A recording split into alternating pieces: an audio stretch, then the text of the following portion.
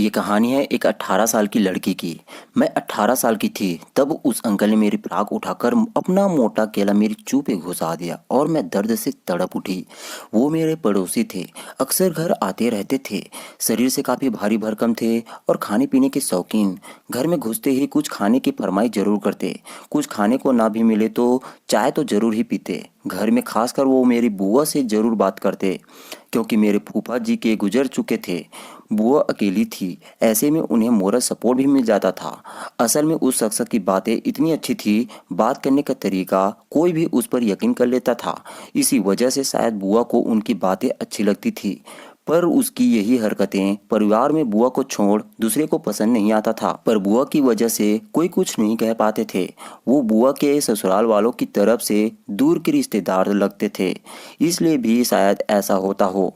वो दिन मुझे अच्छे से याद है। बारिश हो रही थी, जोरदार झमाझम बारिश।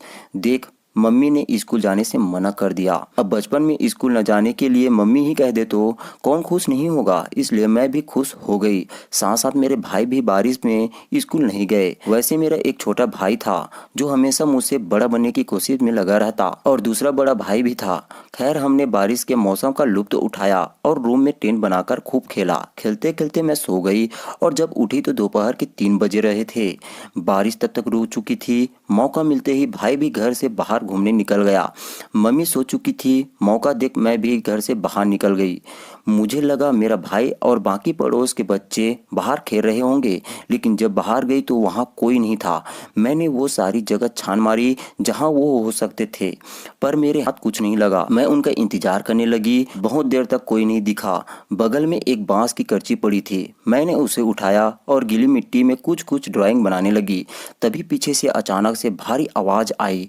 मैंने पलट के देखा तो वही अंकल थे, वही जो बुआ से अक्सर बात करने आते थे। मैंने कहा, जी अंकल।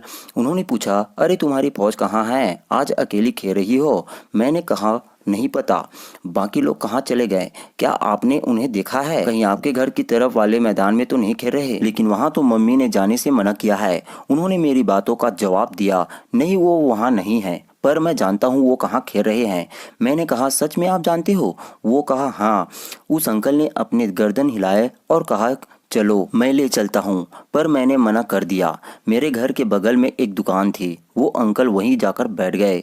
दुकान वाले से कुछ बात करने लगे। थोड़ी देर बाद उन्होंने मुझे फिर आवाज लगाई। मैं उनके पास गई। उन्होंने मुझे अपनी गोद में बिठाया और फिर कुछ कुछ बात करने लगे। धीरे धीरे उन्होंने अपना हाथ मेरे फ्रॉक के ऊपर फेरने लग गया। वो मुझे नीचे छूने लगे। मुझे अजीब लगा, कुछ गंदा सा महसूस होने लगा। मैंने थोड़ा तेजी से पैर हिलाया, फिर वे संभल गए। मैंने उनसे खुद को छुड़ाने की कोशिश करने लगी, पर उन्होंने मुझे जाने नहीं दिया। कहने लगे कि अरे क्या हुआ तुम्हें, अभी तो तुम्हें खेलने जाना था, चलो मैं लेकर चलता हूँ। फिर वो दुकानदार गुप्ता जी से कहते हैं, ठीक है मैं चलता हूँ, बच्ची को खेलना है भाइयों के साथ। गुप्ता जी ने कुछ नहीं कहा, जैसे वो जानते हो सारी चीज़ें। मैं उस अंकल के साथ नहीं जाना चाहती थी, पर उन्होंने मुझे ज़बरदस्ती गोद में उठा लिया और कहीं लेकर जाने लगे। मैंने उनको मना किया, पर उन्होंने मेरी बात नहीं सुनी। पहले मुझे वो एक दुकान के ले गए। वहाँ कुछ चॉकलेट खरीद के मेरे हाथों में पकड़ा दिया और कुछ ज़बरदस्ती मेरे मुंह में डाल दिया ताकि मैं कुछ बोल ना सकूं। फिर मुझे वो एक सुनसान रास्ते की तरफ ले जाने लगे।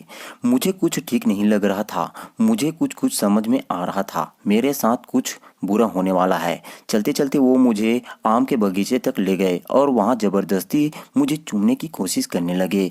मैंने अपना मुंह घुमा लिया और जिद करने लगी, मुझे घर जाना है, घर जाना है। जिस रास्ते से वो मुझे लेकर जा रहे थे वहाँ मैं कई बार जा चुकी थी अपने दोस्तों के साथ। वहाँ के कुछ लोग मुझे पहचानते थे। मैंने कहा, अंकल मुझे छोड़ दीजिए, घर जाना है, मम्मी ढूंढ रही होगी।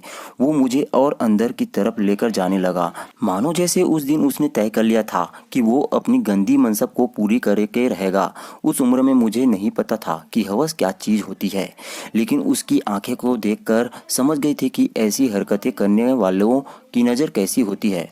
पता नहीं उस दिन उसके अंदर कौन सा जानवर था जो बाहर आना चाहता था और मुझे नोच खाना चाहता था। उसकी आंखें आज भी मुझे डराती है। वो अपनी प्यास बुझाना चाहता था, मेरी लेना चाहता था।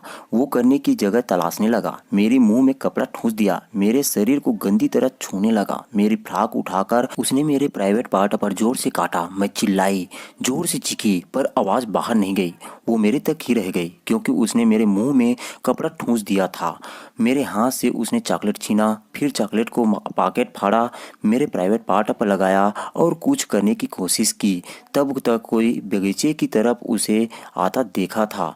उसने मुझे छोड़ दिया, मेरे मुंह से कपड़ा भी निकाल दिया और मेरे आंसू को पोंछ दिए। उसने मुझे अपने गोद में उठाया और अपने ले गया। कहा खुद से घर चली जाओ, कहीं रुकना मत, सीधा रास्ता है। मैं रोते रोते अपने घर पहुंच गई। मम्मी ने देखा, पहले 2 थप्पड़ लगाए और गुस्से से पूछने लगी कहाँ थी, शाम हो गई, किससे पूछकर बाहर गई थी। मैं कोई जवाब नहीं दिया। बोलती भी क्या, मेरी हालत उस वक्त कुछ बोलने की नहीं थी। मेरा साथ क्या हुआ और क्या हो सकता था मुझे इसके इल्म भी नहीं पता था। मैंने कुछ नहीं बोला। मैं पैर धोई और अपने कमरे में जाकर सो गई। 18 साल की एक लड़की की कहानी। तो दोस्तों आपको यह कैसा लगा? प्लीज़ दोस्तों इस कहानी को शेयर ज़रूर करें।